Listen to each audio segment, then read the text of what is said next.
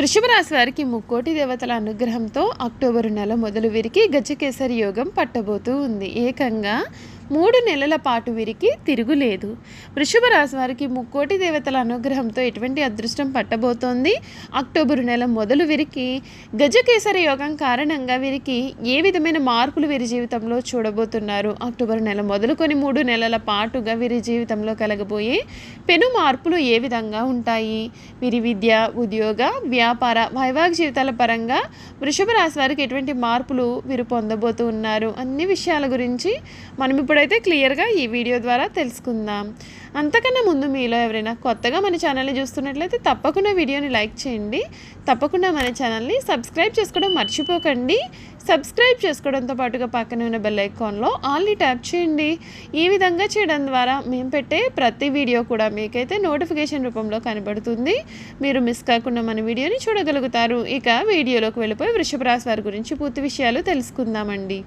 కృతికా నక్షత్రం 2, 3, 4 పాదములు, రోహిణీ నక్షత్రం 1, 2, 3, 4 పాదములు, మృగశిర నక్షత్రం 1, 2 పాదములలో జన్మించిన వారందరూ కూడా వృషభ రాశికి చెందుతారండి.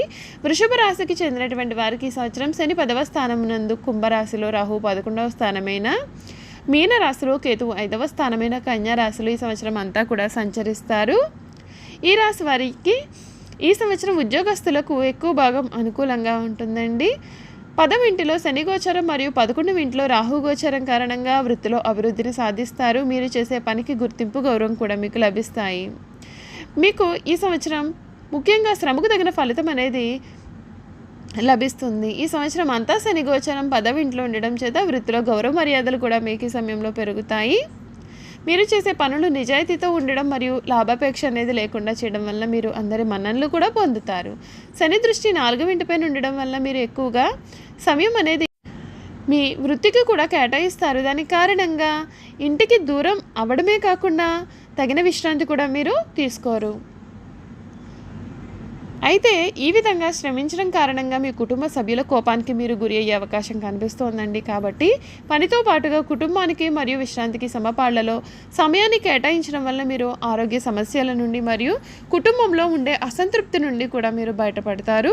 శని దృష్టి 12వ ఇంటిపైన మరియు 7వ ఇంటిపైన ఉండడం చేత ఈ సంవత్సరం మీరు విదేశాలకు వెళ్ళే అవకాశం కూడా కనిపిస్తోందండి. ముఖ్యంగా ద్వితీయార్థంలో మీ యొక్క వృత్తి కారణంగా విదేశాలకు కూడా వెళ్తారు. ఈ సంవత్సరం అంతరాహు గోచరం 11వ ఇంట్లో ఉండడం మరియు కేతువు గోచరం 5వ ఇంటిలో ఉండడం చేత ఈ సంవత్సరం అంతా ఉత్సాహంగా మీరు పని చేయగలుగుతారు. అయితే చాలాసార్లు మీరు చేసిన పని మీకే నచ్చక మరింత మంచిగా చేద్దామనే ఉద్దేశంతో చేసిన పనిని పదే పదే చేయడం వలన ఎదుటివారి దృష్టిలో మీరు చాదస్తం కలిగిన వారుగా కూడా కనిపిస్తారు. అంతేకాకుండా మీలో ఉత్సాహం కూడా ఎక్కువయ్యి మీరు ఇచ్చే సలహాలు కానీ ఆలోచనలు కానీ ఎదుటివారు పాటించాలని కొన్నిసార్లు వారిని ఒత్తిడి చేసే అవకాశం కూడా ఉంటుంది. దానికి కారణంగా ఎదుటివారిని దృష్టిలో చులకనయ్యే అవకాశాలు కూడా ఉంటాయి. కాబట్టి మీ ఉత్సాహాన్ని, శక్తిని సరైన విషయాలపైన వాడడం వలన మీరు మంచి విజయాలు సాధిస్తారు. ఈ రాశి వారు ఈ సంవత్సరం వ్యాపారస్తులకు మిశ్రమ ఫలితాలు ఉంటాయండి. సంవత్సరం అంతా రాహుగోచరం అనుకూలంగా ఉండడం చేత సమస్యలు అనేవి మీకు కలిగినప్పటికీ కూడా మీరు చాలా ఓపికగా పరిష్కరించడానికి ప్రయత్నాలు చేస్తూ ఉంటారు. 11వ ఇంటిలో రాహు మీ యొక్క ఉత్సాహం కానీ పట్టుదల కానీ తగ్గకుండా మిమ్మల్ని కాపాడుతాడు. అలాగే వ్యాపారంలో మీరు సాహసోపేతంగా తీసుకునే నిర్ణయాలు మీకు విజయాలను ఇచ్చే అవకాశం కూడా కనిపిస్తోంది. అయితే ఈ నిర్ణయాలు మీకు చాలా అనుకూల ఫలితాలను ఇస్తాయి. ఈ సంవత్సరం గురుని గోచారం 1వ ఇంట్లో ఉంటుంది కనుక ఈ సమయంలో వ్యాపారంలో అభివృద్ధి సాధ్యమవుతుంది. 7వ స్థానం పైన గురు దృష్టి వ్యాపార అభివృద్ధితో పాటుగా కొత్త భాగస్వామ్యాలు, వ్యాపార ఒప్పందాలు కూడా జరిగేలాగా చేస్తుంది. వీటి కారణంగా మీరు కొంత ఆర్థిక భారం అనేది తగ్గడమే కాకుండా భవిష్యత్తులో వ్యాపార అభివృద్ధి కూడా సాధ్యపడుతుందండి. ఈ రాశి వారికి ఈ సమయం ముఖ్యంగా కుటుంబంలో శుభకార్యాలకు సంబంధించిన ఖర్చులతో పాటుగా విందు వినోదాలకు, విలాసాలకు కూడా డబ్బు ఎక్కువగా ఖర్చు చేస్తారు. గతంలో తీసుకున్న లోన్లు కానీ అప్పులు కానీ ఈ సమయంలో తిరిగి తీర్చాల్సిన పరిస్థితి ఏర్పడుతుంది. అయితే సమయానికి మిత్రుల ద్వారా కానీ స్థిరాస్తి అమ్మకాల ద్వారా కానీ డబ్బు మీ చేతికి అందడం వలన అప్పులు తిరిగి తీర్చగలుగుతారు. సంవత్సరం అంతా శని దృష్టి 12వ ఇంటిపైన మరియు 4వ ఇంటిపైన ఉండడం చేత ఈ సమయంలో స్థిరాస్తి అమ్మకాలు చేయడం కానీ లేదా వారసత్వంగా వచ్చినటువంటి స్థిరాస్తులను తాకట్టు పెట్టడం కానీ చేసే అవకాశాలు కలిగి ఉంటారు. ఈ సమయంలో మీరు డబ్బును వృధాగా చేసినట్లయితే కనుక అది మీకు భవిష్యత్తులో మిమ్మల్ని సమస్యలను ఇచ్చే అవకాశాలు కూడా మీ జీవితంలో ఉన్నాయి. ఈ ఏడాది అంతా రాహు గోచారం 11వ ఇంట్లో ఉంటుంది కాబట్టి ఖర్చులు అధికంగా ఉన్నప్పటికీ ఏదో ఒక రూపంలో సమయానికి డబ్బు మీ చేతికి అందడం వల్ల ఆర్థికంగా కూడా ఎక్కువగా ఇబ్బంది పడరు. అయితే ఇప్పుడు అందే డబ్బులన్నీ కూడా మీకు తాత్కాలికంగా అవసరాలను తీర్చేవే కాబట్టి తిరుగు డబ్బు కావలసినప్పుడల్లా కూడా వేరొకరి దగ్గర తీసుకోవలసిన అవసరం ఏర్పడుతుంది. మీరు ఖర్చులను నియంత్రించుకున్నట్లయితే కనుక ఈ సంవత్సరం మీరు కొంత ఇబ్బంది పడే అవకాశాలు కూడా తగ్గుతాయి. ఈ ఏడాది ఈ వృషభ రాశికి చెందినటువంటి వారికి కృషికి తగిన ఫలితాలు లభిస్తాయండి. అంతేకాకుండా శుభకాలం కనిపిస్తుంది. వృత్తి, ఉద్యోగ, వ్యాపారాలలో అభివృద్ధికి సంబంధించిన శుభవార్తలు కూడా వింటారు. ఒక వార్త మీ ఇంట్లో చాలా ఆనందాన్ని నింపుతుంది. బంధుమిత్రులతో కలిసి శుభ కార్యక్రమాల్లో కూడా మీరు చక్కగా పాల్గొంటారు. కొన్ని సంఘటనలు మిమ్మల్ని ఉత్సాహపరుస్తాయి. కనుక దారాస్త్రం చదివినట్లయితే మీకు మేలు జరుగుతుంది. దైవబలం పరిపూర్ణంగా ఉంటుందండి. పట్టుదలతో విజయ సోపానాలను అధిరోధిస్తారు. సమాజంలో కీర్తి కూడా పెరుగుతుంది. ఇంట్లో శుభ కార్యక్రమాలు జరుగుతాయి. ఒక తీపి వార్తను వింటారు. వృత్తి, ఉద్యోగ, వ్యాపారాలలో శ్రమ కూడా పెరగనుంది.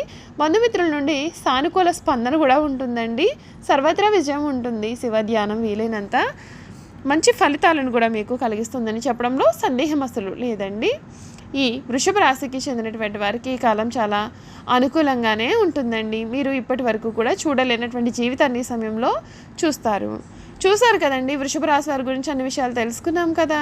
ఇక వీరి స్వభావం ఏ విధంగా ఉంటుంది, వీరి గుణగణాలు ఏ విధంగా ఉంటాయి, వీరు చేయాల్సిన జాతకపరమైన పరిహారాల గురించి కూడా తెలుసుకుందాం.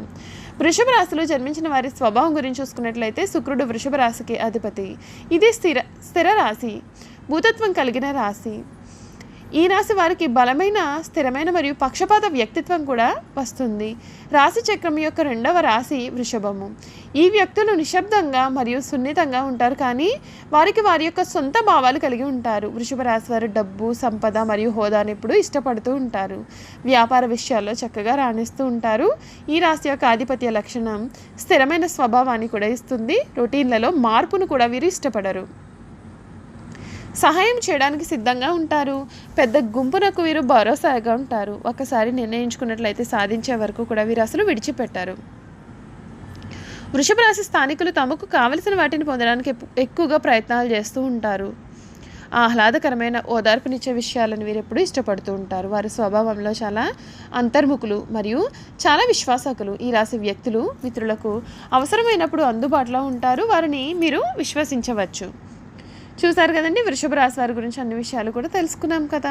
ఈ వీడియో కనుక మీకు నచ్చినట్లయితే తప్పకుండా వీడియోని లైక్ చేయండి. తప్పకుండా మన ఛానల్ని అయితే సబ్స్క్రైబ్ చేసుకోవడం మర్చిపోకండి. సబ్స్క్రైబ్ చేసుకోవడంతో పాటుగా పక్కనే ఉన్న బెల్ ఐకాన్లో ఆల్ని ట్యాప్ చేయండి. ఈ విధంగా చేయడం ద్వారా మేము పెట్టే ప్రతి వీడియో కూడా మీకు నోటిఫికేషన్ రూపంలో కనబడుతుంది. మీరు మిస్ కాకుండా మన వీడియోని చూడగలుగుతారు.